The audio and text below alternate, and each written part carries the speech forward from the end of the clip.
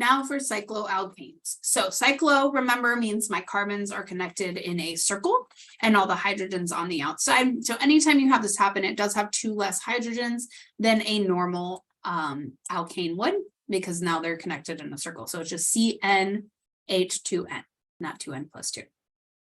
Okay, so the 3D structure of these, I just wanted to talk about cyclohexane here for a moment, and specifically because it has some weird conformations. The rings aren't planar, because remember, all of these have 4 bonds, so they should all be tetrahedral. So when you put them in a circle, it's actually really hard to get it to be in a circle. It doesn't work. If you want to try to build it with molecule structure, you totally can't. What you're going to do is you're going to get 2 different conformations with all those weird bendies. And one is called a boat conformation because it looks like a boat. And the other is called a chair because somehow this looks like a chair. So those are just the 2 3D structures of cyclohexane. They're both cyclohexane. They're both connected exactly the same way, just 3-dimensionally, they're a little bit different. So when we start looking at 3D structures and cyclo structures, they get a little wonky. If you are naming things that have cyclo, you just say cyclo. Okay, and then you can start numbering. So, right, I'm looking at the cyclohexane here. Okay, you can start numbering your carbons really wherever you want to, but remember, we want our substituent numbers to be as small as possible. So if you have substituents, start numbering at your first substituent. So you have small numbers for your substituents. Okay, so if you're naming cyclos, start the numbers at your first substituent. If you have no substituents, then it really doesn't matter where you start numbering. Okay. We talked about alkyl substituents. We can also have halogen substituents. So halogens are group 7, right? So fluorine, chlorine, bromine. So those are called fluoro, chloro, bromo when we start attaching them to these alkane molecules. And all we did is replaced a hydrogen with a halogen. So this one has an iodine on it. This is called iodoethane. This one is 2-chloropropane because I attached a chlorine onto the second carbon of propane. Okay, see, it's not CH2 anymore. It's C with a Cl and an H. So 2-chloro, because that's where the chlorine is, propane. Naming works exactly the same. Over here, I have a, let's name this one. I have a 1, 2, 3 carbon chain is my longest chain. So I've got propane over here. On my 3 carbon chain, I've got a methyl on this carbon and I have a bromine on this carbon. So I would start numbering over here because I want my numbers to be low. So I have a bromine on carbon 1 and a methyl on carbon 2. So this would be 1 bromo, 2 methyl propane. And so these are the prefixes that we will use for halogens. So example number 2 has you name each of these following alkanes. These are cyclos. So remember, start numbering at whatever substituent you want. You could start here or here. You would get the same number either way. This is 6 carbons because remember, each of these bonds represents a carbon bonded to a carbon. So my cyclo has 6. So this is called cyclohexane. I have a methyl group on carbon 1 and carbon 2. So this is 1,2-dimethyl cyclohexane. Over here, I have 2 methyls on my first carbon. This is 4 connected in a circle. So 1,1-dimethyl cyclobutane. Keep the cyclo in there if it is a cyclo. All right, now we're going to draw some line diagrams for each of the following compounds. So instead of just interpreting a line diagram, we are going to draw them from the name. So I have a 3-ethyl 2,5-dimethyl heptane. So always draw the long chain first. I have heptane, which means 7 carbons. Now remember, each line is a carbon bonded to a carbon. And we draw it in a zigzag. So I have carbon, carbon, carbon, carbon, carbon, carbon, carbon. That's 7. 1, 2, 3, 4, 5, 6, 7. Okay, then I draw on my substituents. On carbon 3, I have an ethyl. So I counted to carbon 3.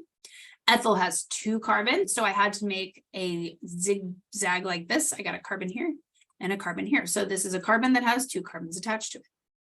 2,5-dimethyl. So I need a 1 carbon group on carbon number 2 and carbon number 5. So you just draw a line. This means 1 carbon up here.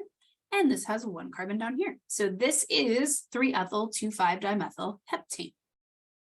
All right, over here I got a cyclohexane. So I went ahead and drew my cyclohexane. 1,1-dimethyl. So I have methyls on the same carbon. You could have stuck them on any carbon.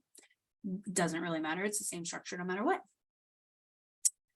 All right, example number 4. How many structural isomers are possible for the following? Remember, a structural isomer means same formula, different connectivity. Okay, so same number of carbons, same number of hydrogens, connected different. So I have C3H7Cl. So I have replaced one of my hydrogens with a chlorine. So any isomers are going to be a chlorine on a different carbon. So I could put the chlorine on the end. Okay, so if I interpret this structure, I have carbon, carbon, carbon, and then I have a chlorine bonded to it. So I just showed that the chlorine is bonded here. So this still has, remember, each like peak or each corner is a carbon. 1, 2, 3, and this one's connected to a chlorine. I can also put the chlorine in the middle. So I could have carbon, carbon, carbon, and then a chlorine here. Notice these have different names. If they have the same name, if you tried to go back and name them, you did not draw a structural isomer. Okay, for example, if I put the chlorine on this end, it would be the same molecule. That's still 1 chloropropane. Okay, so 1 chloropropane and 2 chloropropane are different. Now I do dimethyl cyclobutane. So I drew a cyclobutane and then dimethyl. I didn't say where the methyls were, so I could put them both on one. I could put them next to each other. I could put them across from each other, but those are my only 3 options. Okay, if you tried to name them and you drew more than this, say maybe you put them next to each other here, like this, but if you put them next to each other here. But according to the naming rules, both of those would be 1,2-dimethyl cyclobutane. So to check if something is an isomer, it should have a different name, different connectivity. So these are my only options. I can have 1,1-dimethyl cyclobutane, 1,2-dimethyl cyclobutane, or 1,3-dimethyl cyclobutane. If I moved this here to try to get like a 1,4, that's not a thing, because if I counted the carbons correctly for naming, I would say, oh, that's 1, 2, which is the same as this. So 1,4 does not exist. Okay, so we talked about boiling points of hydrocarbons and that the larger they are, so the longer the chain, the higher their boiling point is. It's more difficult to break them up to actually turn them into a vapor. The more branched they are, the lower boiling point they have, because they can't fit together as well. And cyclos have a somewhat higher, just like as opposed to a straight chain alkane. I'm not going to really get into the why that is, but because of packing and stuff. So I said rank from lowest to highest boiling points: 2,2-dimethylbutane, hexane, 3-methylpentane, and 2-methylbutane. First thing I would do is draw them out. Okay, so this is 2,2-dimethylbutane. So I drew a 1, 2, 3, 4 carbon chain with 2 carbons on the second, or sorry, 2 methyls on the second carbon. Hexane is just 6. 1, 2, 3, 4, 5, 6. 3-methylpentane, so 1, 2, 3, 4, 5, and on carbon 3, I drew a methyl. And 2-methylbutane. 1, 2, 3, 4 is butane, and I drew a carbon group on the first one. So I said, rank from lowest to highest boiling point. Well, smaller straight chain molecules are going to have a lower boiling point. Now, the only straight chain here I have is this one. This has 6 carbons. Notice all 3 of the first ones have 6 total carbons. This one only has 5 carbons. So this one is actually going to be the lowest because it is the smallest molecule. Also, it has a branch on it. So it's the smallest and it has a branch, means it's going to have the lowest boiling point. Then I can look at these 3. These all have 6 carbons. Now the straight chain is going to have the highest boiling point.